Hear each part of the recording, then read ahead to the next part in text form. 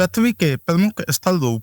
आपने इसमें कुछ स्थल रूपों को जरूर देखा होगा जो चित्र 6.1 में दिखाए गए हैं। आप देखेंगे कि पृथ्वी की सतह सभी जगह एक समान नहीं है। पृथ्वी पर अनगिनत प्रकार के स्थल रूप हैं। स्थल मंडल के कुछ भाग ऊंचे नीचे तथा कुछ समतल होते हैं। ये स्थल रूप दो प्रक्रियाओं के परिणाम स्वरूप बनते हैं। आपको यह जानकर आश्चर्य होगा कि मैदान जिस पर आप खड़े हैं उसमें धीरे धीरे गति हो रही है। पृथ्वी के अंदर लगातार गति हो रही है।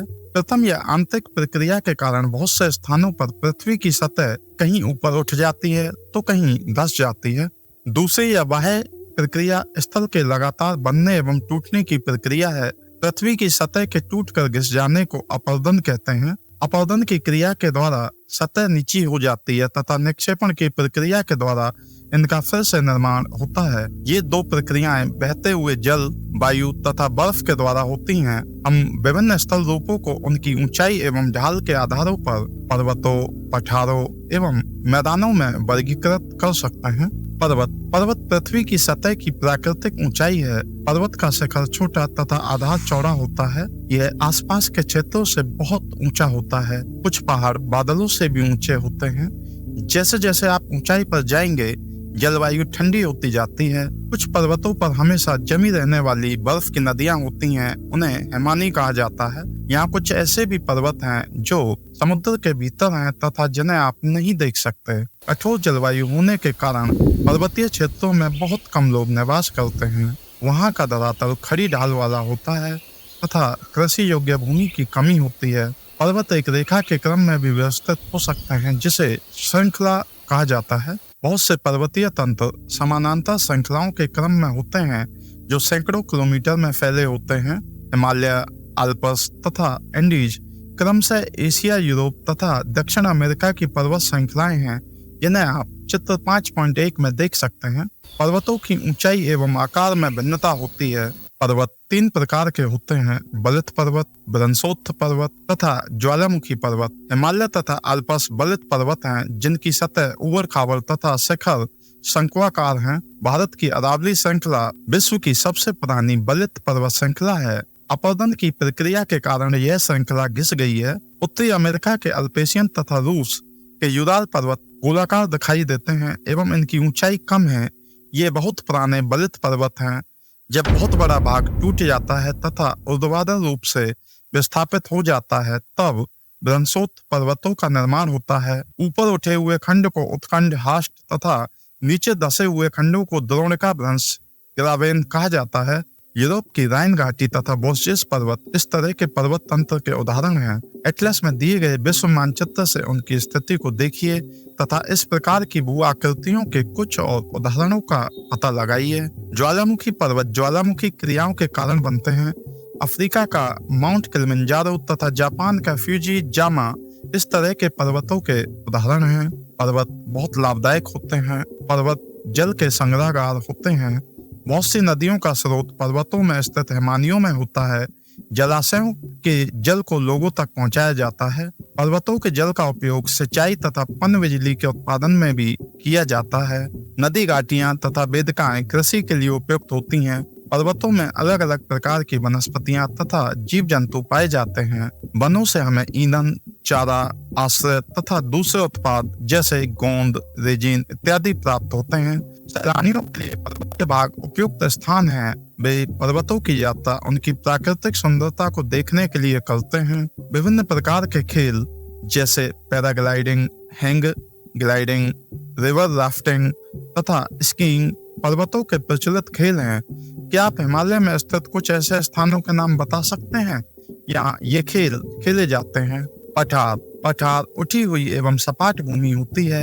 ये आसपास के क्षेत्रों से अधिक उठा हुआ होता है तथा इसका ऊपरी भाग मेज के समान सपाट होता है। किसी पठार के एक या एक से अधिक किनारे होते हैं जिनके ढाल खड़े होते हैं। पठारों की ऊंचाई प्राय कुछ 100 मीटर से लेकर कई हजार मीटर तक हो सकती है।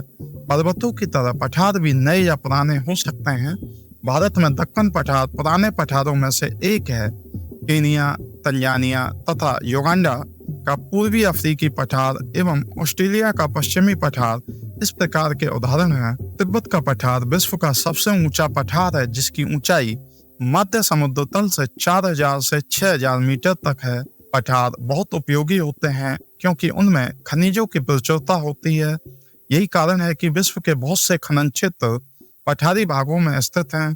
अफ्रीका का पठार सोना एवं हीरे के खनन के लिए प्रसिद्ध है। भारत में छोटा नागपुर के पठार में लोहा, कोयला तथा मैग्नीज के बहुत बड़े भंडार पाए जाते हैं। पठारी क्षेत्रों में बहुत से जलप्रपात हो सकते हैं क्योंकि यहाँ नदियाँ ऊंचाई से गिरती हैं। भारत में छोटा नागपुर पठार पर स्वर्ण रेखा नदी पर स्थित हुंडरू जलप्रपात तथा कर्नाटक में जोग जलप्रपात इस प्रकार के जलप्रपातों के उदाहरण हैं। लावा पठार में काली मिट्टी की प्रचुरता होती है जो उपजाऊ है एवं खेती के लिए काफी अच्छी होती है। कई पठारों में रमणीय स्थल होते हैं जो पर्यटकों को आकर्षित करते हैं। मैदान समतल भूमि के बहुत बड़े भाग होते हैं। वे सामान्य समुद्री तल से 200 मीटर से अधिक ऊंचे नहीं होते हैं। कुछ मैदान काफी समतल होते हैं, कुछ उर्मिल तथा तरंगित हो सकते हैं। अधिकांश मैदान नदियों तथा उनकी सहायक नदियों के द्वारा बने हैं। नदियां पर्वतों के ढालों पर नीचे की ओर बहती हैं तथा उन्हें अपरदित कर देती हैं। वे अपरदित पदार्थों को अपने साथ आगे की ओर ले जाती हैं।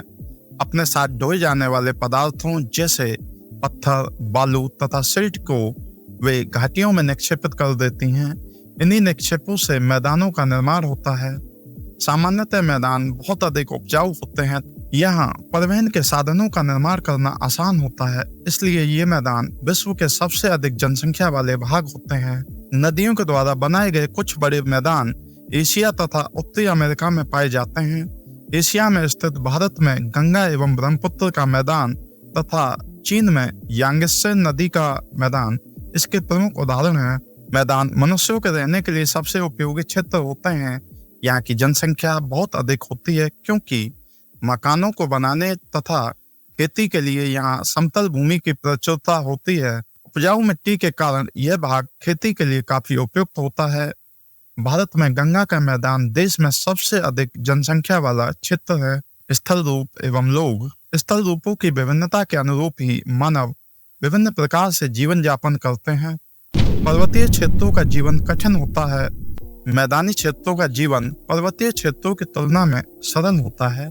मैदानों में फसलें उगाना, घर बनाना या सड़कें बनाना पर्वतीय क्षेत्रों की तुलना में अधिक आसान होता है। विभिन्न प्रकार के स्थल रूपों पर रहने वाले लोगों के रहन सहन के तरीकों में कुछ अंतर होता है। क्या आप उनमें से कुछ अंतरों को बता सकते हैं? कभी कभी प्राकृतिक आपदाएं जैसे भूकंप, ज्वालामुखी उद्गार, तूफान या बाढ़ बहुत विनाश कर देते हैं। इन आकस्मिक घटनाओं के बारे में जागरूकता पैदा करके हम इनमें आने वाले खतरों को कम कर सकते हैं। हम कितने तरीकों से जल एवं स्थल को उपयोग में ला सकते हैं, इसका पता हम अपने आसपास के क्षेत्रों से लगा सकते हैं। प्राय हम स्थल का उपयोग गलत तरीके से करते हैं, जैसे उपजाऊ भूमि पर मकानों का निर्माण करना।